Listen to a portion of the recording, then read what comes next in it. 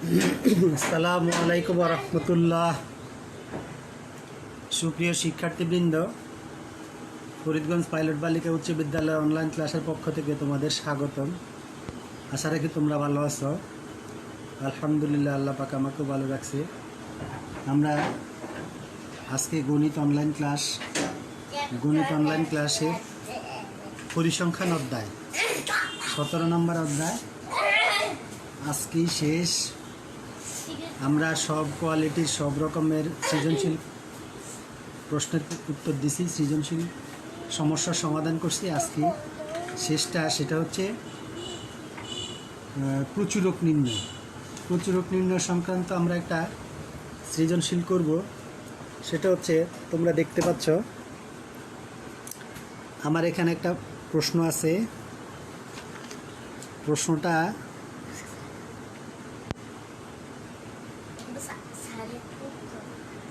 একটা সারণী আছে। শ্রেণীব্যক্তি হচ্ছে 31 থেকে 40, 41 থেকে 50, 51 থেকে 60, 61 থেকে 70, 71 থেকে 80, 81 থেকে 90, 91 থেকে 100। এর মধ্যে 31 থেকে 40 গণসংখ্যা হচ্ছে 4, 41 থেকে 50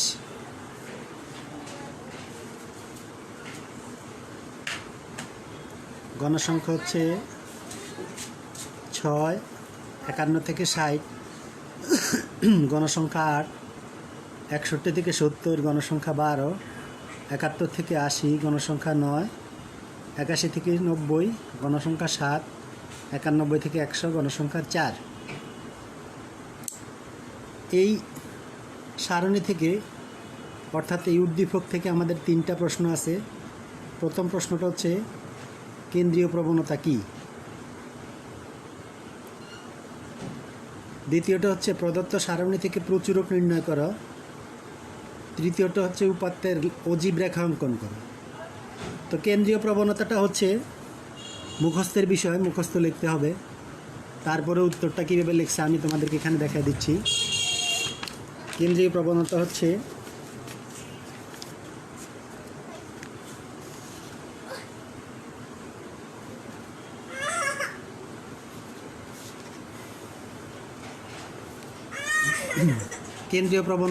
হচ্ছে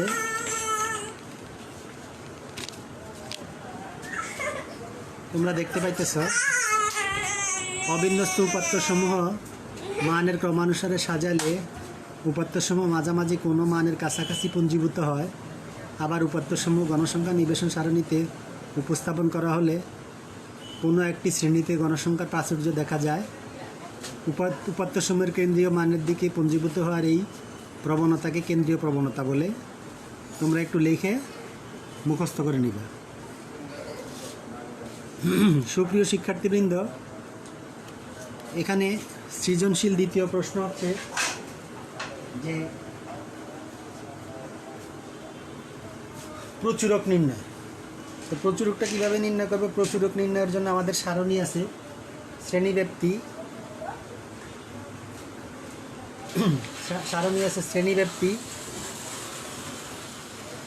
শ্রেণীব্যাপ্তি গণসংখ্যা। এটা আমার উদ্দীপকেও লেখা আছে। শ্রেণীব্যাপ্তি 31 থেকে 40 গণসংখ্যা 4, শ্রেণীব্যাপ্তি 41 থেকে 50 গণসংখ্যা 6, শ্রেণীব্যাপ্তি 51 থেকে 60 গণসংখ্যা 8, শ্রেণীব্যাপ্তি 61 থেকে 70 গণসংখ্যা 12, শ্রেণীব্যাপ্তি 71 থেকে 80 গণসংখ্যা 9, শ্রেণীব্যাপ্তি 81 থেকে 90 শ্রেণীব্যাপ্তি 7, শ্রেণীব্যাপ্তি 91 থেকে 100 গণসংখ্যা 4। আমি আবারও বলি, তোমরা দেখতে পাচ্ছ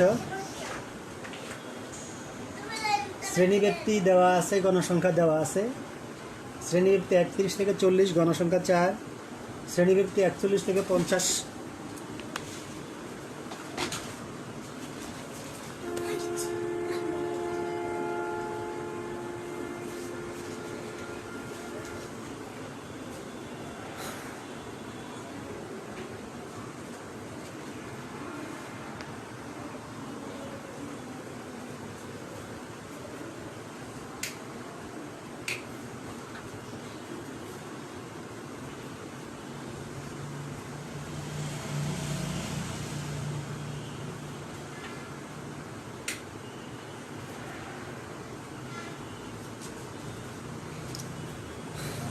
আমি আবারও বলি, 31 থেকে 40 গণসংখ্যা 4, 51 থেকে 41 থেকে 50 গণসংখ্যা 6, 51 থেকে 60 গণসংখ্যা 8, 61 থেকে 70 গণসংখ্যা 12, 71 থেকে 80 গণসংখ্যা 9, 81 থেকে 90 গণসংখ্যা 7, 91 থেকে 100 গণসংখ্যা 4।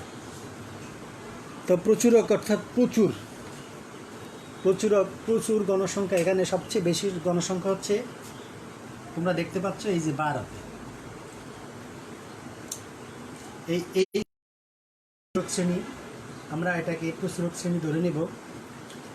তা আমরা প্রচুরকের সূত্র আগেও বিস্তারিত আলোচনা করছি, তারপরও আমরা জানি প্রচুরক সমান L plus F1 by F1 plus F2 into H। L কাকে বলে, F1 কাকে বলে, F2 কাকে বলে, H কাকে বলে, এগুলো সব আমরা আগে শিখছি। L হচ্ছে প্রচুরক যে শ্রেণীতে অবস্থিত ওই শ্রেণীর নিম্নসীমা। এখানে প্রচুরক শ্রেণীর নিম্নসীমা হচ্ছে 61। আমরা দেখি F1 হচ্ছে প্রচুরক যেই শ্রেণীতে অবস্থিত, ওই শ্রেণীর গণসংখ্যা তার পূর্ববর্তী শ্রেণীর গণসংখ্যার পার্থক্য। প্রচুরক শ্রেণীর গণসংখ্যা হচ্ছে 12, তার আগের গণসংখ্যা 8, দুইটার পার্থক্য হচ্ছে 4। F2 হচ্ছে প্রচুরক যেই শ্রেণীতে অবস্থিত ওই শ্রেণীর গণসংখ্যা তার পরবর্তী শ্রেণীর গণসংখ্যার পার্থক্য F2 সমান প্রচুরক শ্রেণীর গণসংখ্যা বিয়োগ পরবর্তী শ্রেণীর গণসংখ্যার পার্থক্য 3। আর H হচ্ছে শ্রেণীর দৈর্ঘ্য, শ্রেণীব্যাপ্তি, সেটা আমরা দেখতে পাচ্ছি 31, 32, 33, 34, 35, 36, 37, 38, 39, 40। এখানে 10 ব্যবধান, H হচ্ছে 10। তো প্রচুরক এই হিসাবে সূত্র অনুযায়ী লেখায় L 61 যোগ F1 4 যোগ F2 3, H হচ্ছে 10। এবার আমরা হিসাব করব, এখানে প্রথমে হিসাব করব গুণ 10 আর 4 গুণ করলে 4 × 40, 4 × 3 যোগ করলে 7।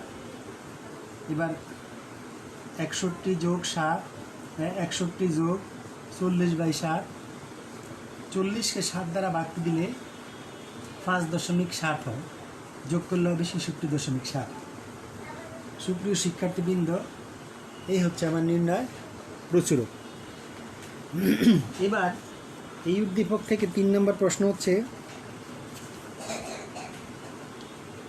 অজীব রেখা অঙ্কন। চলো আমরা অজীব রেখা আমরা অতীত একবার শিখছি, তারপরও আবার বলি। অজীব রেখা অঙ্কনের জন্য আগে সারণী তৈরি করতে হবে, এরপরে অজীব রেখাটা আঁকতে হবে। তবে সারণীটা আগে তৈরি করে নেই।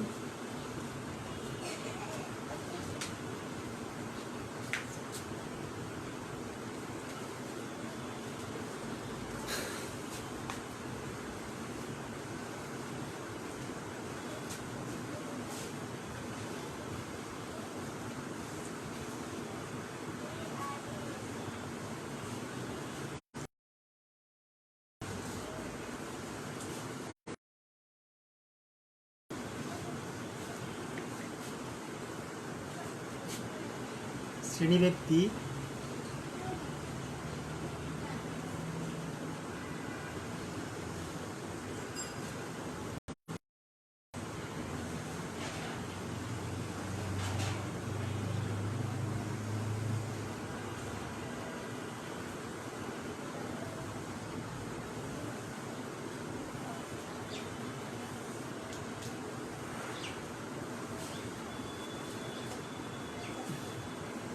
অবিচ্ছিন্ন